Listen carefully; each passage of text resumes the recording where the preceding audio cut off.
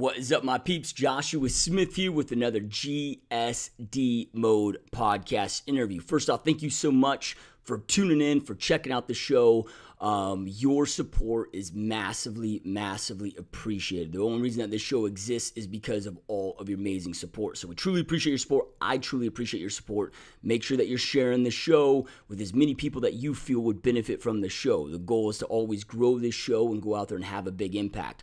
Real quick though, before we jump into today's podcast, I want to plug our sponsors that make all of this possible. Our first sponsor is my personal 90-day mastery bootcamp. This is my real estate agent mentorship training program.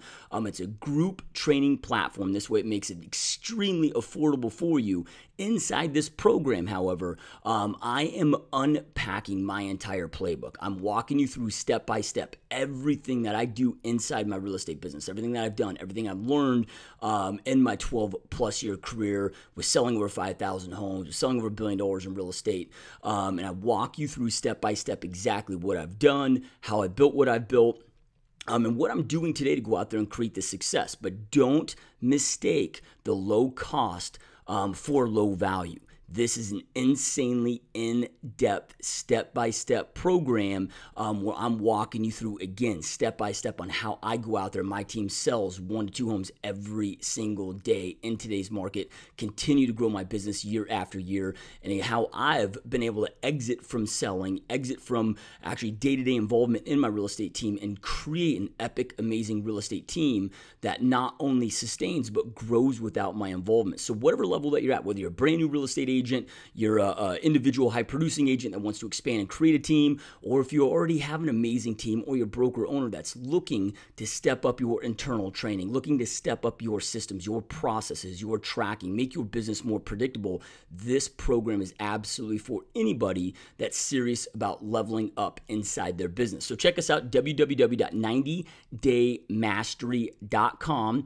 Make sure you use promo code LIVEMASTERY, all one word, all together, all caps. That's going to get you the biggest discount on 90daymastery.com. You're going to see tons of testimonials on there, video testimonials, what's included in the program, the future dates of the program. I do several of these every single year, so make sure to check us out and make sure to jump inside that program ASAP. My next sponsor that makes this show possible is perfectstormnow.com. If you're a real estate agent and you are looking for a lead generation machine website backed by an insanely powerful CRM system that allows you to convert your leads to appointments at the highest possible level, manage all your tasks, make sure that you're effective and efficient as you possibly can be inside your business, transaction management component, all of that stuff. It is hands down by far the most effective and affordable real estate website and CRM program that exists out there in the industry. It's what I use to go out there and sell 650 plus homes every single year, and the system is gnarly. If you're signing up for that program, make sure to use promo code MASTERY, PSN, all caps, all one word, all together. That'll save you the $200 registration fee and get you a great discount. Our last sponsor is REO University. So I teamed up with a good buddy of mine who is the most knowledgeable dude, hands down, that I've ever met when it comes to REO properties. This guy used to work for the banks directly as an asset manager, and he developed so many of the systems that you see that asset managers and asset management firms and banks use today. This guy sold over 11,000 properties, foreclosure properties, as an asset manager. And he and I teamed up with my experience of working with over 35 banks in my career, selling thousands of REOs, plus his experience. We've created just an insane program. Again, REO University, the website is www.REO University. It's a one-time payment for $997, or you can split that up into 3 monthly payments. This is not a live boot camp like my 90-Day Mastery boot camp. This is something that you have access to instantaneously. We'll walk you through exactly how to go out there and get in with the banks. So how to get the business, but then how to service that business at the highest level, how to go out there and complete BPOs, how to complete cash for keys, how to make sure that you're insane at your valuations, how to go out there and make sure that your asset managers are winning and hitting their goals, key indicators you need to look for, and more. There's 22 in-depth, just amazing, powerful modules that will teach you how to become an REO machine inside your real estate business. Now, if you're like me, I don't want my business to ever be in a vulnerable position, right? I don't care if it's a good market, bad market. It doesn't mean that my business needs to be good or bad. My business can always be great. During a market crash, right? There's no such thing as if the market's going to crash. It's just a matter of when, right? But again, you don't need to put yourself in a vulnerable position. You can make sure that your real estate business is 100% recession proof, and go out there and, of course, generate business, do a ton of business regardless of what's happening in the marketplace. And this is exactly how you go out there and do it. And we walk you through step by step. So check us out, REOMasteryUniversity.com. You can learn more about the program, hopefully register for the program, jump on in.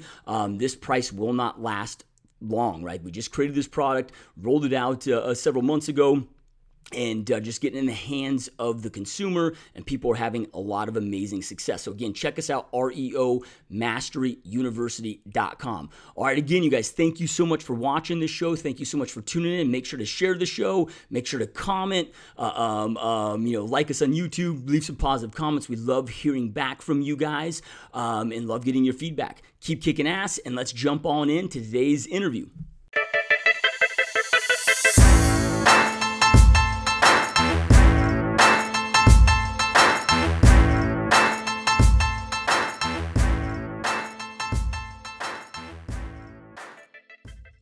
What is up, my peeps? Joshua Smith here with another GSD Mode podcast, where every single week we interview top entrepreneurs, top real estate agents, and straight up top badasses. They're out there dominating their space. These are people choosing to not live a life of mediocrity, but instead to go out there and create big, amazing, epic lives for themselves, for their families, as well as have a big impact on others while they exist. So today, you guys, another amazing, special rock star guest on the show. So our guest today, you guys, is a very successful real estate agent and team leader, as well as a best-selling author. Started off in the business, 19 deals in her first year. And now, last year, if we fast forward, 120 deals last year with a very, very small team. And she's not operating this like mega team like I have with, 30 some agents. And she's doing massive production with a small team. And again, best-selling author of Perk Your Sphere, which is an amazing program that we're going to get deep in today and talk about. So really stoked and honored to have Liz Johnson on the show, my friend. Hi. Yeah, that's stoked to have you here. I'm thrilled to be here. Thanks for having me.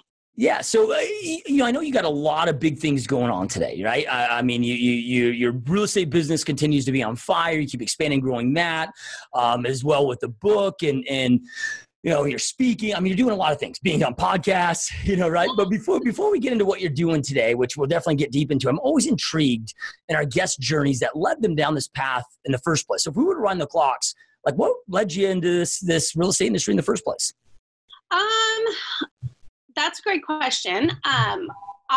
So as a little kid, you know how little kids draw houses like with the little chimney and the tree out front and the sun? I drew floor plans, like architectural plans instead. So I was kind of a weird, nerdy little kid. And I would want to go to open houses with my mom and do that kind of stuff. And I actually went to architecture school for a whopping 3 weeks before I realized that there's a lot of math going on with that. And then I dropped out. And then my journey took me a whole different direction. I went into the Army and became a police officer. And it's working for other people and taking orders isn't really my thing. So I was like, what could I do where, I'm doing my thing? And I remembered my passion for houses and had just bought and sold a house. And I was like, you know what? I can do this because it's so easy, right? Like all our clients think.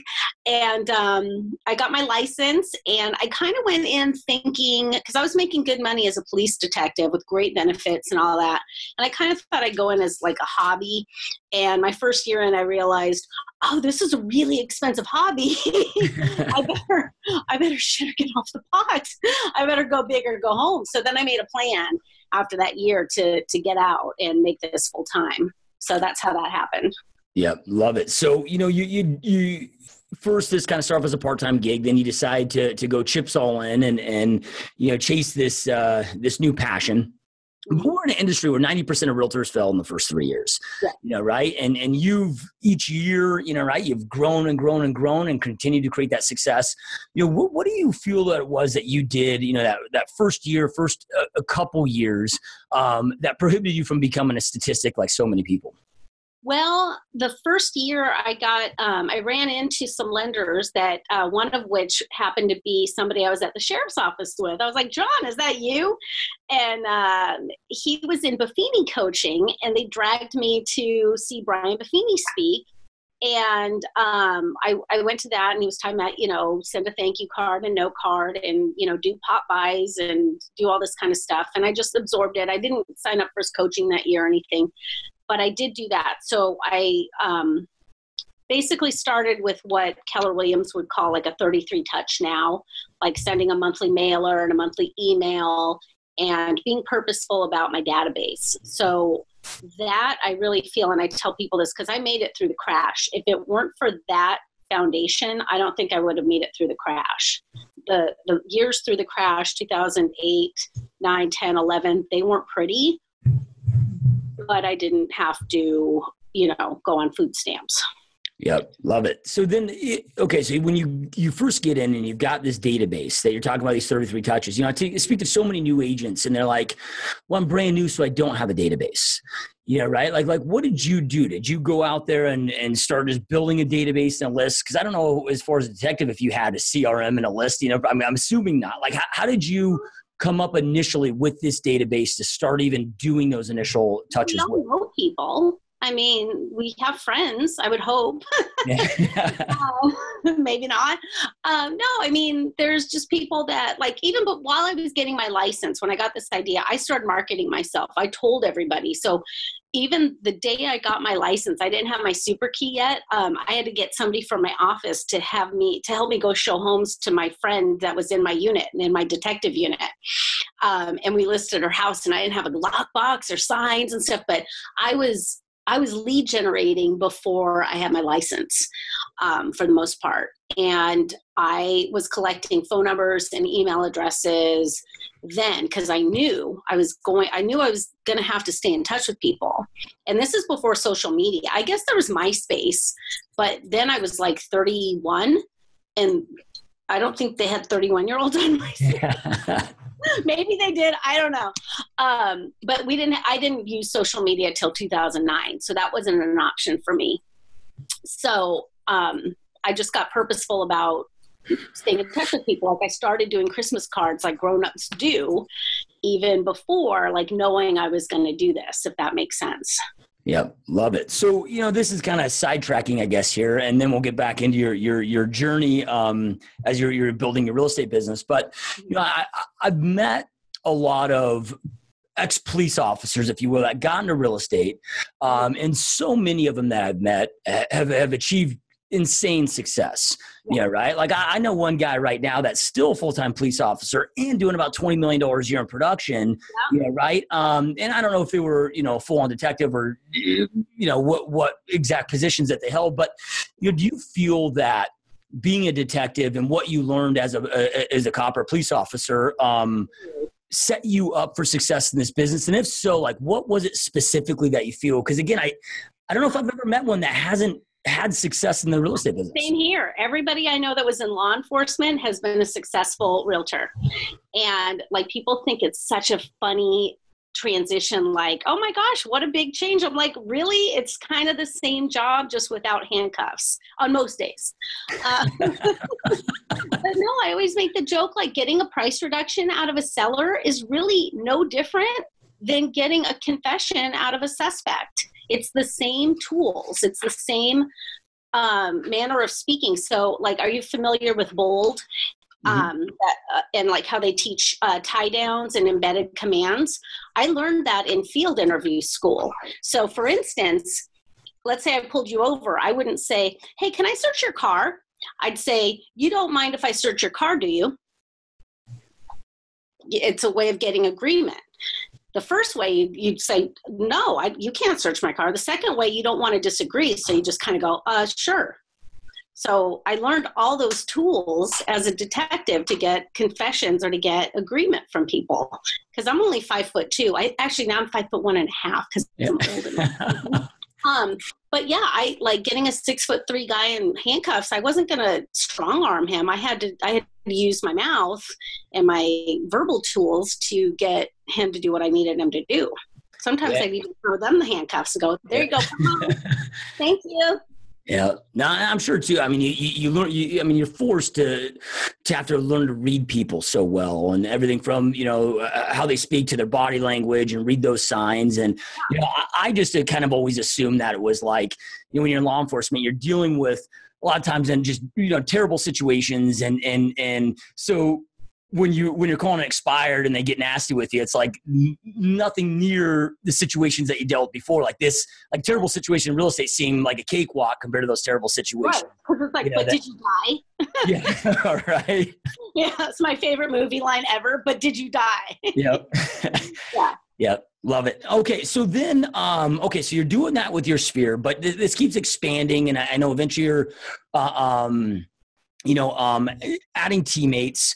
But then in addition to your sphere, like let's say as we enter, because I think you went from like 19 deals to like 30 some deals, and well, no. So back up a little. So my first year I actually did 15, then I did 24, then I think it was 30, and then the market crashed. And then the same year the market crashed, I gave birth to my son, broke up with my husband, had a whole country music song happen, like lost my house, lost my car, lost my marriage, like the whole thing. And that was kind of the rebirth. And then that's when I also stopped calling my sphere, because every time I'd call somebody from my sphere, I couldn't be anonymous. It was, oh, honey, I heard what happened. How are you? And then I'd start crying. So then that's when I went to cold calling, because it was easier. I could be anybody. They didn't know my life was a shit show. They didn't know who I was. It was easy to put on a mask. Once I got my life back in order, then I went back to my sphere and stopped cold calling. I haven't cold called, I think, since 2014 or 15. Yeah. Yeah. So then, go into that tough time, because so many people in life experience tough times and experience hardships. And unfortunately, a lot of people let it break them, but when you're going through that, I mean, your personal life and your business, all of those are not going well. Like what kept you pushing forward? Because I'm sure at that time you probably at any point could have went back to the security of being a detective. And what kept you pushing and staying in the game? Pride. Yep. Pride and, because the market crashed and everybody in my world knew what happened with my marriage. And they're like, oh, honey, just come back. We'll take you back. You only need to, be with a field training officer for a month. It's no big deal. You're fine. We'll welcome you back with open arms. And it made me mad. Like, I got angry. You know what I'm saying? I felt like a pity party, and I was like, screw you people. And then the other part was, the hours of law enforcement are just really hard with a kid. So it's not like I can pick my hours. And I didn't have a kid to have him in daycare for 10 hours a day. And there's not daycare from, if your shift is 10 p.m. to 6 a.m. And I have no family here. And I just dug my heels in. I said, I have to make this work. I don't care if I have to work 12-hour days. And I really did. I had 2 shifts. I had day shift and I had swing shift. So I'd pick up my son from daycare at like 4:30, hang out with him, do, baby stuff and bath time and all that. And then he'd go to bed 7:30. And then I'd work till midnight doing market analyses and home searches for people and doing follow-ups and stuff. Yeah. So, because this is a question I get constantly, but on the podcast from real estate agents that are moms, right? And they'll ask me like, well, how do I balance all of this? And I'm like, dude, I'm like the worst guy on the planet to ask, right? Like I got into the business before I was married, before I had kids. I had enough success where by the time I got married and had kids, my wife was always been able to stay at home. So like I've just been able to work 80 hours a week, and I just come home and have fun with the kids, and my clothes are magically folded and where they're supposed to be. There's always food in the fridge. I'm like, I'm like the worst, like I can maybe give you tips out of theory, but I don't like to learn from theory. I want to learn from people that are doing it. So like what advice would you give for a mom that, has young children that's just trying to build this and create this to manage this schedule because they don't want to abandon their kid, like you said, have them in daycare 24/7. Yeah, I call it life and counterbalance, and it's a little bit of suck it up buttercup. And it's that it's the quality time when they're there with you. So like there's that saying, work expands to the time allotted.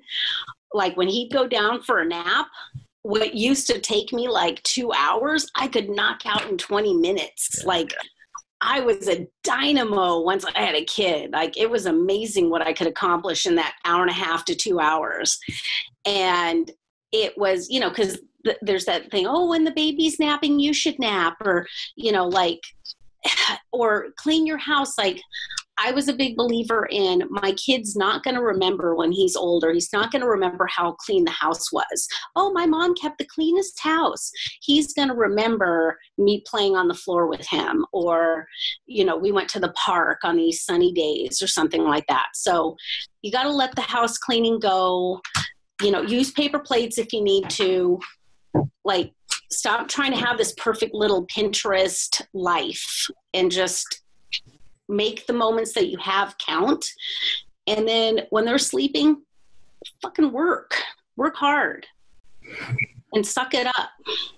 And then you can, like Dave Ramsey, I'm a Dave Ramsey girl, live like no one else. So later you can live like no one else. Like right now, I make a boatload of money. And I don't work that much. I am home every night to make dinner. We eat every night together as a family, unless my kid's at someone else's house having dinner. But I don't work nights anymore unless I choose to. So I put in the work before. Now he's 9. And I think these years are more important actually than when he was 1 or 2. Yeah. He doesn't really remember those years. Like we were flat broke. He does not remember being broke. He thinks we've always been well off. I'm like, we're only hand-me-downs. And he's like, ew. I'm like, yeah, you were poor. So he has no clue. But these are the years he's going to remember. Just think back when you were a kid. I don't remember being 2. I don't even remember really being 4 or 5.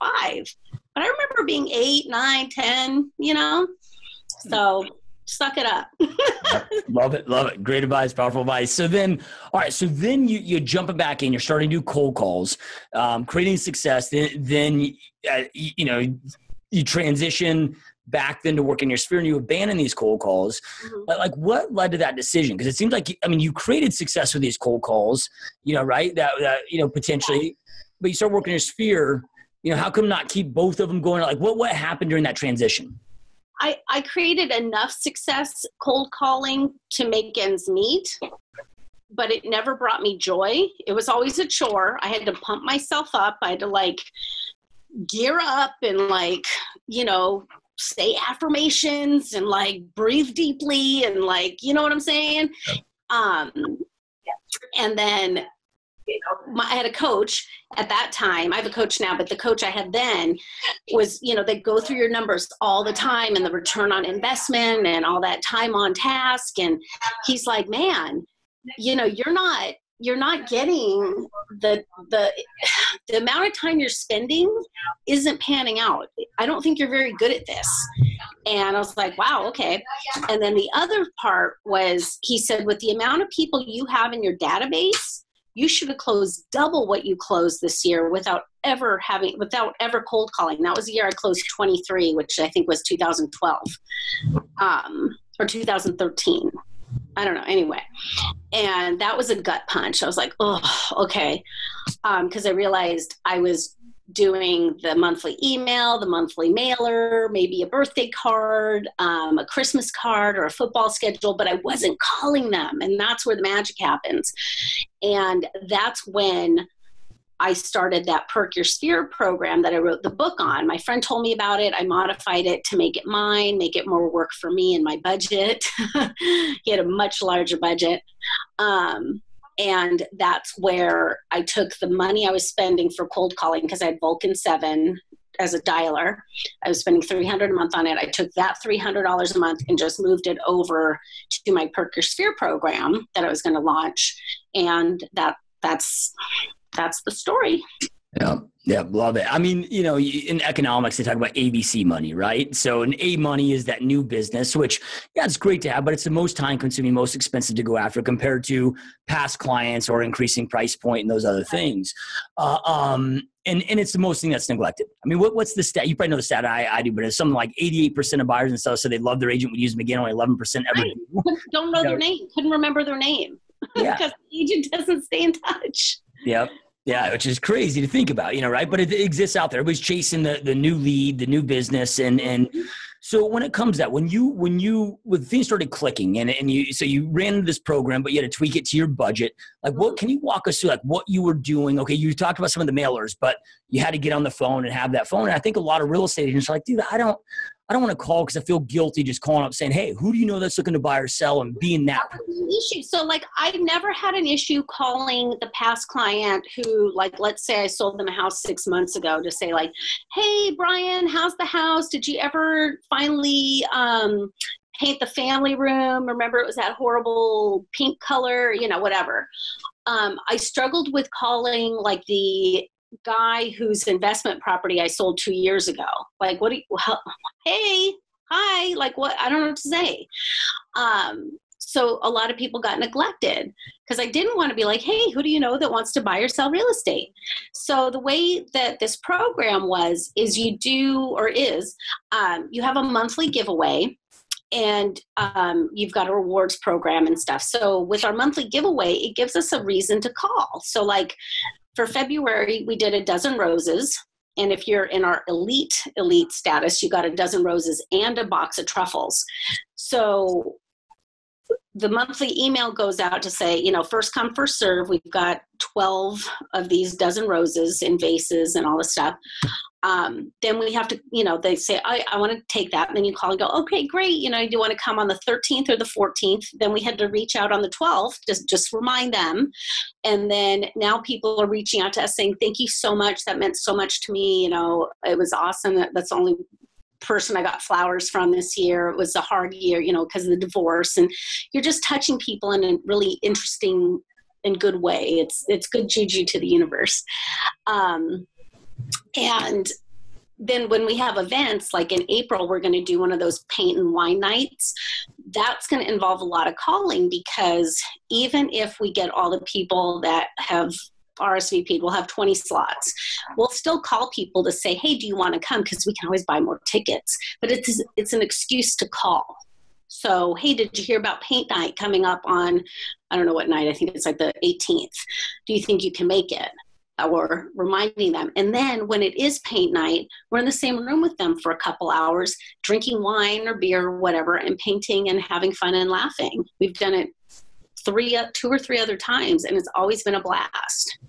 Yeah, love it. So then when you're doing these events and these giveaways, is this solely to just past clients? Is this anybody that's in your database? How do you segment it? The way so Jeremy, who I got it from, he has it for everybody, he ever met in his farm and stuff. And I was like, that's too many people. And that's a lot of people to service if ever, So the rule I made was anybody that I had closed business with that I'd want to do business with again, anybody that tried to do business with me. So let's say I listed your house because you got a job offer in Miami. And then when we were listed, we had to cancel because then it didn't pan out. But so you stayed here. But you showed me at some point I'm the realtor you would choose if you needed a realtor. So it's not your fault or my fault that it didn't pan out. You know what I mean? Or somebody who's referred me business. So in some way, shape, or form, they've shown me that I'm the realtor of choice. Does that make sense? Yep. That's my criteria that I use. So I've had people leave the program because I've been scrolling through Facebook and they bought a house, or I sent out Christmas cards and I got one back this January, and it was a change of address. I was like, All righty then. Yeah. I don't remember selling you that new house, but okay. Yeah, and the reality is we can't capture them all, right? I mean, you have people that maybe one of their great friends or family members gets a real estate license. I looked up the property. Yeah. And I know the agent, and he's a new agent, and those folks were super religious, and I know this agent, and he's super religious, so I'm pretty sure it's like a church thing. Yep. I can't compete with that. Yep. See, so then when it comes to, just to give people an idea of, because we were hearing like, oh man, you're giving dozens of red roses away, plus, truffles if they're in the elite program. Well, then let's rewind back. Is the elite program maybe like a past client plus that's referred business, or how do you get into the elite? That just organically grew because the same names were coming up over and over again when referrals were being handed out. It was the same, it was the 80-20 principle showed up here in my program. So it's my top 20%. It's my raving fans. It's those people that I can count on them for 3 to 4 deals a year. Yeah, love it. So then, somebody's listening to this and they're like, man, I mean, that sounds really expensive, right? Which is the wrong mindset, because I'm sure the ROI is massive on this. ROI last time we checked was 20 to 1. When I wrote, the reason I wrote the book was because my coach figured out I was getting 17 to 1. At one point when I did the numbers, the lowest it's ever been was 15 to 1. And that's what I put in the book because I didn't want to overpromise and underdeliver. Yeah. But in our industry, 3 or 4 to 1 is the goal, really. 5 to 1 is amazing. So 15 to 20 to 1 is awesome. Yep. So those that are watching, listen, that means you stick $1 into the ATM and it spits $15 back to you. Yep. Like, I'll take that deal all day long. Yes. Yeah, no. So I got like the roses. I've gotten them from Costco every year. This year we went with Safeway because Costco's delivery days didn't line up with our schedules. They were either going to deliver them on the 9th, which I didn't think we could keep them alive to the 14th, or they were going to deliver them on the 14th, and that was too much pressure. So we got them from Safeway, and they ended up with the vase and the ribbon we put around them, ended up being $12 a piece. But this bouquet would have been $30 to $40 for somebody to buy, but we bought so many in bulk and just raw, we had to put them together. So it was a little bit of work on our end. We were florists the last couple of days. Yeah, love it. So then is that something that like you and your teammates are hand delivering to them? Like you're showing up and so you get that pop by and get that, touch? I call it the pop in because when busy as we are, we can't be driving all over Timbuktu delivering gifts.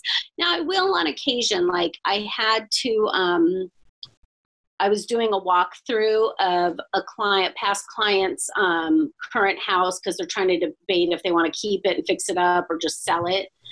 And so I brought them the roses because I was going to see them anyway. And she's got little kids and it was just easier. But no, we normally make people either meet us at the office to pick them up, whatever the gift is, or meet us for lunch or coffee or happy hour. Yeah. So the goal is to get face-to-face. What has been like I'm sure you've got this so dialed on that all of them are a hit, but like what is like not all of them best success or like what is like the biggest one or the best one that you've done?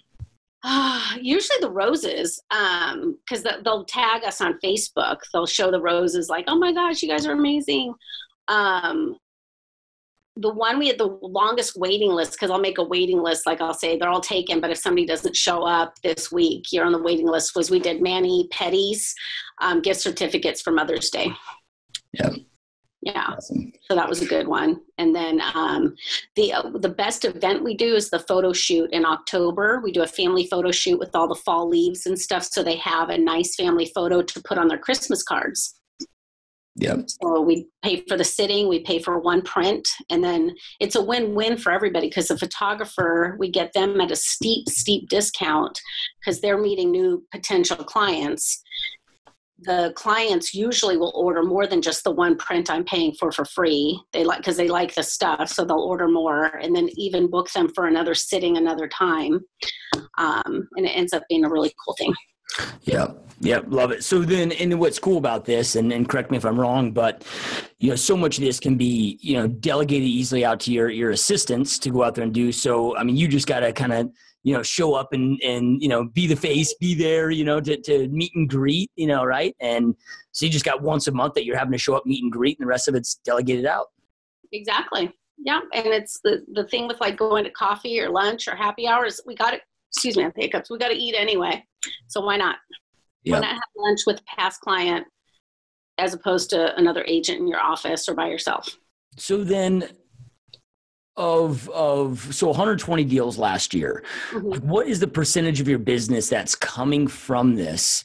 I mean, there are other things that you're doing, or is this like all of our business is coming from this? And, of course you're getting all these referrals that are coming in, but it's directed from this.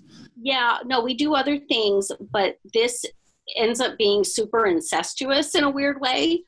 And it makes tracking a little bit difficult. So our top 4 sources of business are referrals from this program. Then our farm, we farm on I call it farming on steroids. And I guess if I were to write another book, I'd write it on that. Then our online presence, which I don't like to call internet leads because they're not registering as like Mickey Mouse or Ronald Reagan.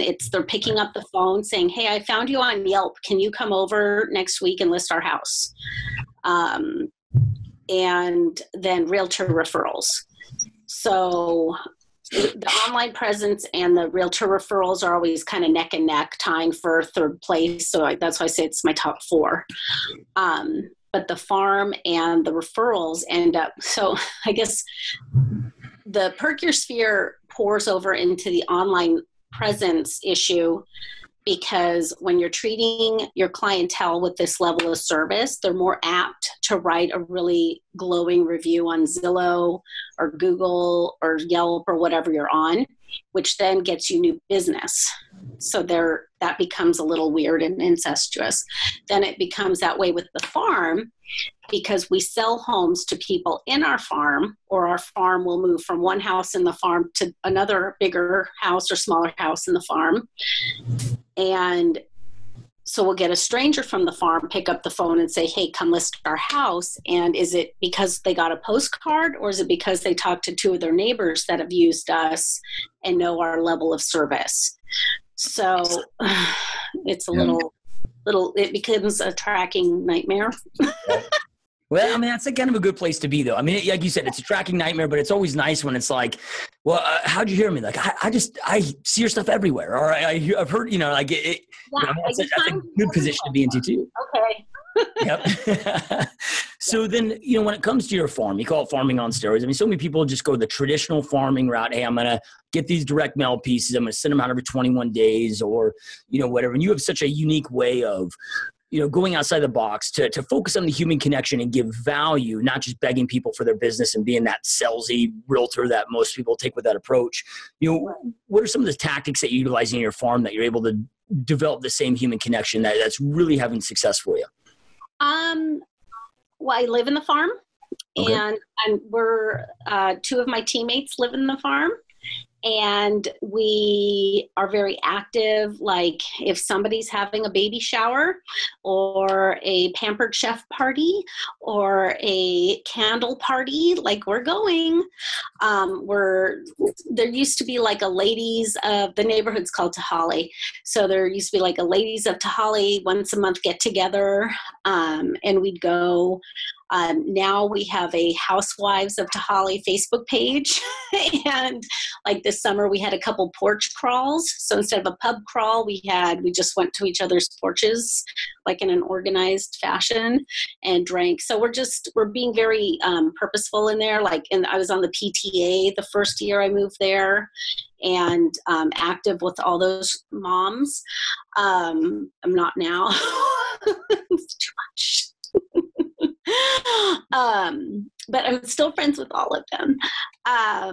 And we have, it's not my page, but there's a residence page like for the farm. So if you live in a neighborhood and there isn't one, I suggest creating one and adminning it. It's a lot of work, but you can get a lot of business from it. So we're active on there as far as,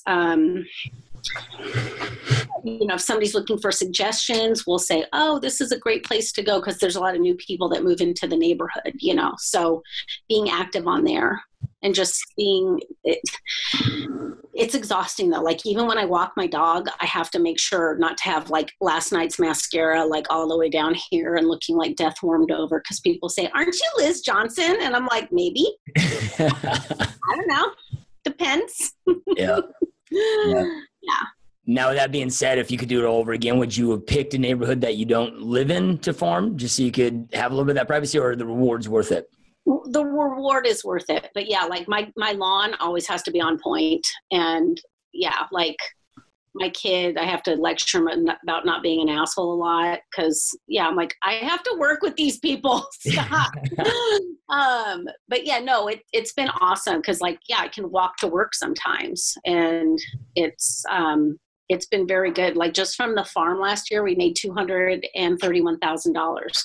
Yeah, love it. So then with that, right? Because I mean, you're when you're farming this, it sounds like you're treating. I mean, it's like a networking, group, or not just a networking group, but I mean, you're like a lot of real estate agents. They might show up to a networking group and they're just like, oh, I didn't get business out of this. Like they're not focused on the relationships and focused on going deep. Like you're not in the Facebook group posting real estate ads no, hey, I'm your realtor. Let me buy or sell your house.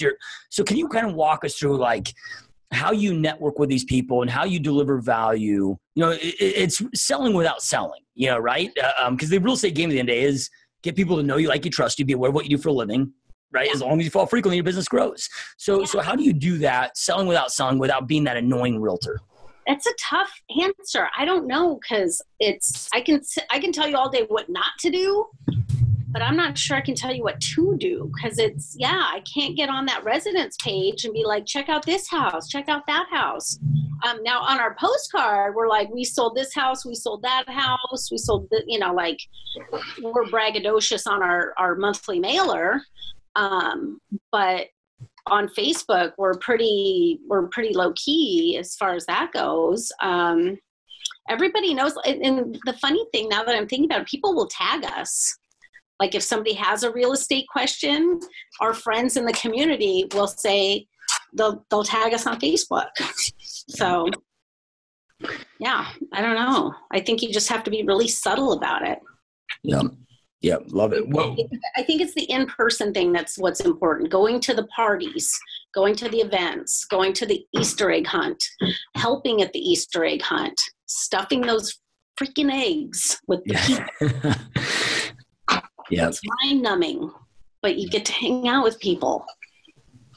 Yeah. Well, these are people that, they live in your neighborhood. So I'm guessing they're your people, right? Like I just find like, I own, so a few other companies and the other spaces I'm in, right? We spend a lot of time talking about ideal client, about avatar and these different things. And you almost never hear about realtors talking about that, right? And what's cool about this is because it's your area. I mean, I'm guessing that these are your people, have same comments, same interests. And like you said, you're so intentional about hanging, just getting to the point where you're hanging out with them. Yeah, I mean, some of them they're my people, but they're not my people. Like, vastly different political, right. kind of stuff, or everybody's very different, but at the same time, like we're approachable, we're human. We're not thinking transaction to transaction. We're thinking relational. And I think everybody realizes that we have the greater good of the community at heart. Like we're not out for a quick sale or the money. It's not about the money. It's about finding the right home for the right people and making everybody's goals happen for them and that kind of thing. So I that's where I see a lot of real estate agents going in the wrong direction. Is it's me, money, and quick sale, and you know what I mean? Yep. They just do transactionally and not relationally. Yeah, love it. So then back to your Perk Your Sphere program. You said it was, you weren't calling, it was the calls that really mattered. Is it the calls that just increase the show up ratio to the events, or are you doing outside calls in addition to these, just to check in, like, hey, Liz, just want to reach out and see how you're doing. Last time we talked, you got that new promotion at work. I just was curious to see how's it going. Tell me about it. Is there additional things? Yeah. So now that we're seeing people like at the photo shoot in October, it's not that weird to call, even though the last time we did a transaction together was 5 years ago. Does that make sense? You know what I mean? It's not, the relationship isn't as broken as it was. I don't feel that weird checking in just to see like, hey, last time I saw you, you mentioned that, you were going to run that marathon in January. Did you actually do it? How'd that go?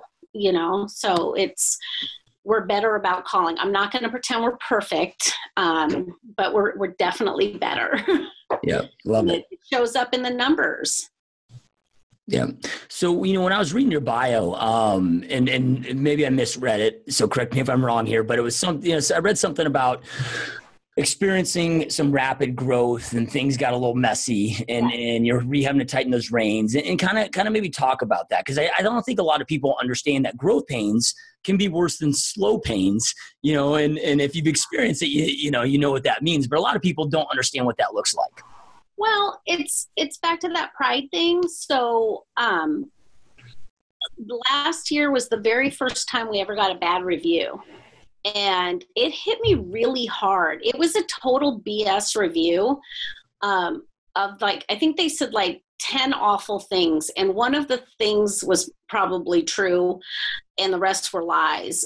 But why, and people are like, why is that bothering you? That's a flat out lie. And I'm like, I think what's bothering me is it's not that it's them that said it. It's that I know in my heart that we could have gotten a few other shitty reviews from people that by the grace of God didn't write a bad review, but they could have. And that bothers me because that's not how I like to show up. Like I take pride in my work and everything I do. Like when I was in the Army, when I was a police officer, in my home, like I like things they don't have to be perfect. I'm not a perfectionist, but I don't like to show up half-assed. So I feel like going from 100,000 GCI to 1.2 million GCI in 5 years, things got sloppy. And this is the year, not to go backwards necessarily, but just to think like every time we do something, how did that make the customer feel? How did that make the client feel? How can we improve that? What could have been done better? What, are we doing this the best we could do it? And what my saying is by focusing on the quality in 2018, the quantity will come in 2019. Yep. Love it. Love it. So, and where I like most is so many real estate agents, and you alluded to this earlier, so transactional based. They're just like, hey, how do I get from 1.2 million to 1.5 or 1.6 million? Not how do we deliver a superior service to our clients and always put our clients' needs first. Right. Yeah, well, because if we keep going at the rate we're going, yeah, maybe I'd hit 1.5 or even 1.7 this year, maybe 2.1 the year after, but then it might all crash and burn, whether it's my burnout or my whole ship just sinking because my team ends up imploding, our systems just failing. Because like part of what I was reminded of yesterday at a lunch and learn put on by Nordstrom is what's working today might not work tomorrow. Like you can't always rely on, like even this perk your sphere thing, this might not work forever. We might need to come up with a new tool for 2019 or 2020 or whatever, or we might need to tweak it in a way that works differently. So, or Facebook, like remember all those, it was, BS, but about like Facebook's going to start charging a monthly fee and like, the sky's falling.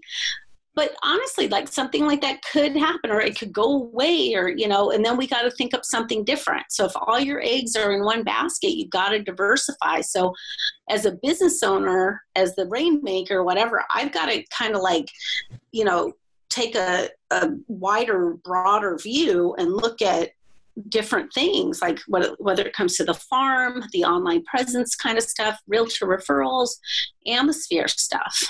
Maybe I need to start cold calling again. I don't know.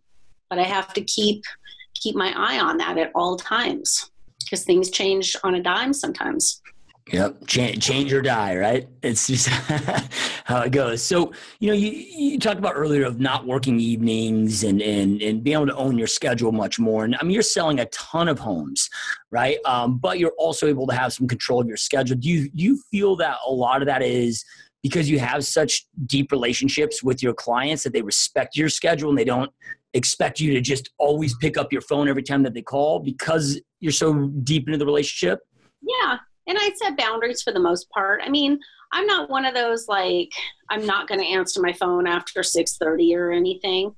But, I always tell people in the appointment, if I can answer, I will. And if I can't, I won't.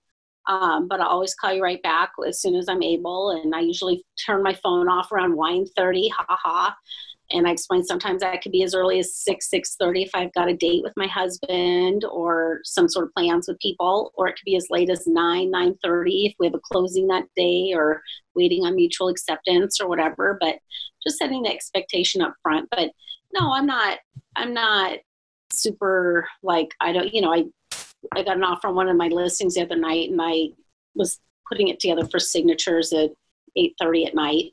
I'm not super rigid with my schedule like that, but for the most part, I'm not showing homes in the evening or going on listing appointments in the evening. And if I do, which might be once or twice a month, then I just make up for it elsewhere.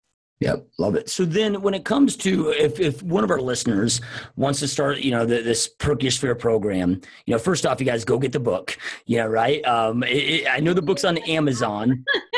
I know the book's on Amazon, but is it also on your website? Is there a better place to go get the book? No, it's on Kindle too. No, just on Amazon. It's fine. Awesome.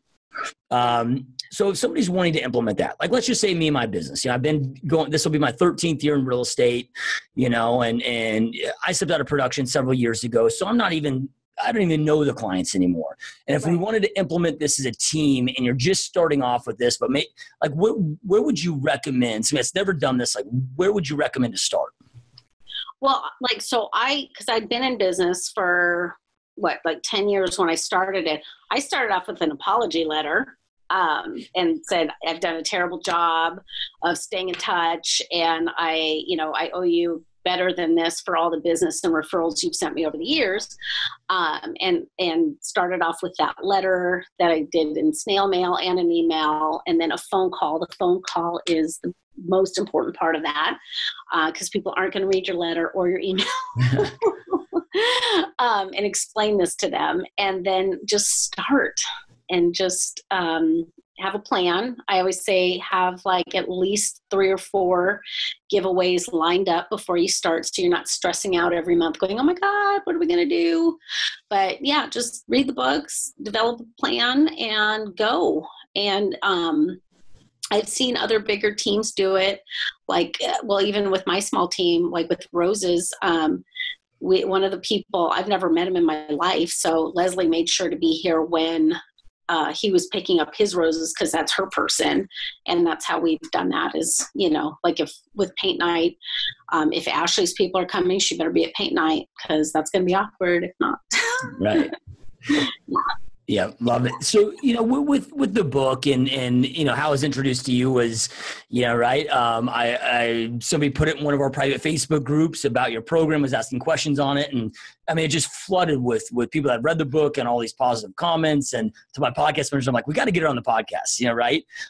With all that's going on and maybe you do so already. So some of this, I'm sure that you get so many real estate agents that have read the book that are reaching out to you. And, do you ever see yourself transitioning into not just doing the strategy, but becoming a coach and a trainer with some of the stuff that you do? No. So my goal with the program is so how my coach got me to write the book, because at first I was like, nah. She goes, no, you're making a great return. You got to do something with this. I'm like, no, I'm good. It's my little thing. I'm fine. She goes, you could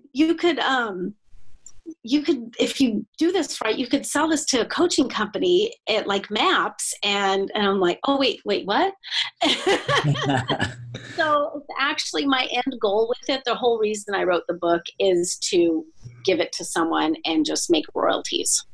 Yeah. So I'm currently shopping. I've got 3 now coaching companies that would like to adopt it. I'm in communications with Maps, and they have to put it before a committee though. So that's my goal. Is I know probably a weirdo realtor that even after 13 years in the business, I still enjoy showing buyers homes. I still enjoy going on listing appointments, sitting at the kitchen table. And I'm not looking to get out anytime soon. I do have a plan to kind of retire in 9 years, because we're moving away. We're moving somewhere hot. So I will be selling my business at that point, or having it as like an expansion thing, like a 7th level thing. But no, I'm not looking to get out of production anytime soon. Yeah, love it.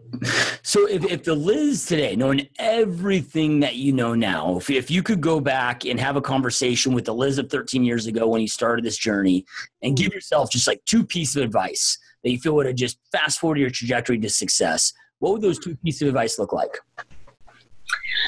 Wow. Get a coach sooner. And don't try to reinvent the wheel. Yeah. Because I made the mistake of trying to have a team my way, not the model of the MREA, millionaire real estate agent way. I was like, I don't like that way. I'm going to do it my way. And it's going to be so much more fair. And it's going to be beautiful. And everybody's going to love me. And it was a freaking disaster. Yeah. So, love it. Powerful words. So, and I know we talked about the book being on Amazon, but if those that are watching and listening, want to start following you, or again, we'll have a link below where you can go get the book on Amazon. It's paperback and Kindle version, wherever you're watching or listening. But where's the best place, to learn more about you, maybe get in touch with you, whatever, or maybe they have a referral to your area? Yeah. They can call me. My number, is my number going to be on there anywhere? Yeah, we can put that below for sure. With your permission, we can definitely do that. Yeah, I'm really easy on the phone. Well, that sounded bad.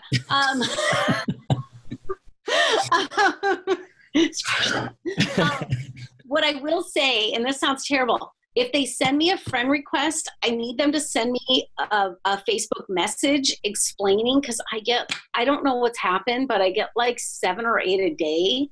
Yeah. And there's even like mutual friends. And I think they're like selling Beachbody and crap. And I don't need that in my life. I don't need another MLM in my life right now. And then if you send me a friend request and I accept it, do not send me an invite to like your business page, or I will unfriend you within seconds. Yeah. Unfriend. Yeah. We have to date first before I like your Yep. Love it. So those that are watching and listening are here because they want to go out there and create an amazing life for themselves and their family, just like you've been able to do. Any last words of advice or maybe inspiration that you'd like to leave them with so they could do exactly that? Follow your gut. I know that's kind of against what a lot of those books will tell you, like follow the model, which I just kind of said when it comes to like having a team, follow the model. But with business stuff, like my farm even, I was told not to do it because it was such a new community. Oh, nobody's going to move for like 3 or 4 or 5 years. You're wasting your money. I said, well, I'm going to farm it before anybody else does. I don't care if it takes me 3 years to see any ROI. I'm fine. I've got the money. It's okay. And it didn't take that long. I got money immediately. Same with setting up a Yelp profile. Everybody told me not to do Yelp. They said, that's a sham. You can't remove bad reviews. You're going to regret it. And it's been one of my biggest sources of business. So if your gut tells you to do it, do it. Yeah, love it. So last question. I apologize. I meant to ask this earlier. Oh, no. If somebody is implementing, a real estate agent is implementing that perk your sphere, and I know that this is probably all laid out in the book, but you talked about, hey, I mean, right now you're seeing amazing 20-to-1 ROI. You talked about more expectations being that 15-to-1, but just like I'm sure with when you started your farm, it didn't take that 3 years, but maybe it took 6 months, right before you started seeing because I see too many people jump into something, get impatient, and abandon it so early. How long does somebody really need to stick with this consistency before they start picking up traction? If it should be immediate, actually, because when you start your launch, and I talk about this in the book, but I feel like I should have stressed it more in the book. Like maybe wrote 3 chapters just about the launch, but you've got to send out the snail mail. And then a couple days later, send out the email. And then a couple days later, a time block, 2 or 3 days to call every single person you sent that stuff to say, hey, Joe, did you get the letter I sent you or the email I sent you? I'd say 80% of those people that picked up the phone had some form of confusion or something. It was like, oh, yeah, actually, there's an envelope sitting on my counter from you. I haven't opened it yet. Or, oh, yeah, I got your email, but what were you talking about? What does this cost? I'm like, it doesn't cost anything. So I had like a little script by the phone. One lady in my office, she got 7 referrals out of the 3 days of phone calls to make sure people got their email. Now, where I've seen people fail and somebody just reached out, she will not message me back. She goes, how long does this take? Because it's been 4 months and I'm not really seeing anything. And I said, did you do a proper launch? Did you do this, that, and did you do your phone calls? And it's crickets. I said, tell me you made your phone calls. Crickets. Yeah. Hello? A couple days later, hello, with a bunch of question marks. Nothing. Yeah. I was like, okay, there's that. So what did take a minute though, when I say a minute, I mean a couple months, maybe 3 months, was for people to start to understand the concept. And maybe we ended up rewording our giveaway emails too, was that there was no obligation for the giveaway because people would hit the button, because we have a button on our email, like, I'd like to claim the gift. They'd be like, how much does it cost? Or what do I need to do?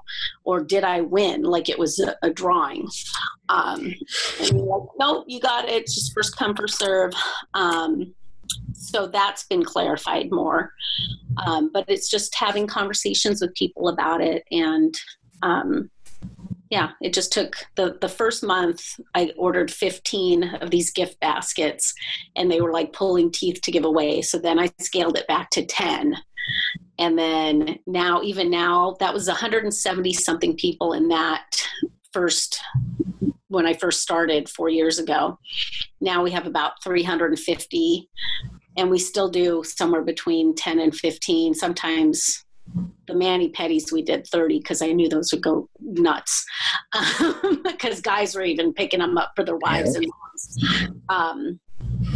But yeah, we still keep it pretty small just because not everybody's going to want everything. We do things from beer growlers to roses to golf gift certificates to paint night to photo shoots to, some are going to appeal to the guys, some to the girls, some to families, some to singles. What was like the worst one that just flopped? You were excited about it, you thought we were good, but it just totally tanked. These Dave Ramsey retirement books. How to retire inspired and fabulous stuff. Nobody wants to face that hard truth, right? They're just like, I just don't think about it. You're not 25. Face the music. You're going to retire soon. You're not going to want to be on Social Security. Trust me. Yeah. Love it. Love it. So those that are watching, listen, I know I end every podcast with this, but information without implementation truly is just a start of a delusion. Information isn't power. It's taking that information, taking massive action on it that creates the power inside your life and you create the life that you know you want and deserve. And Liz shared so many amazing pieces of advice with you. Take something that you learned today, go out, take immediate action on it. Again, right below let me just, right below will be Liz's link to her book. Make sure to go get that immediately. And Liz, I know you had something to add. Yes, I was going to say, when you ask for advice, is even if you don't implement it perfectly, implement something and then perfect it. I learned that from Gary Keller, that those that implement first, even if it's sloppy, have a way greater chance at success than people that wait for it to be perfect. So whenever we get a new idea, we just go with it and then we fix it along the way. Even Perk Your Sphere. My book is a total... I had to get it out. I had to get it published before somebody else published it. There's typos in it. There's missing pieces to it, but I had to get it out there. We'll write a revision. We'll write edition 2 at some point, but I had to get it out there before somebody else did. Yeah. So don't wait for perfection. Just go. Yeah. Yeah. Business comes down to ready, fire, aim, not ready, aim, fire. Right. So I don't think that. Love it. Love it. So, again, you guys, thank you so much for watching and listening. Liz, truly appreciate you taking time away from your busy day to be here. It's been a massive honor. Yeah. You're like my brother I never met. Yeah. Right on. Well, love it. Love it. All right, you guys. Well, we will see you next time. Thanks so much again. And talk to you soon. Yeah.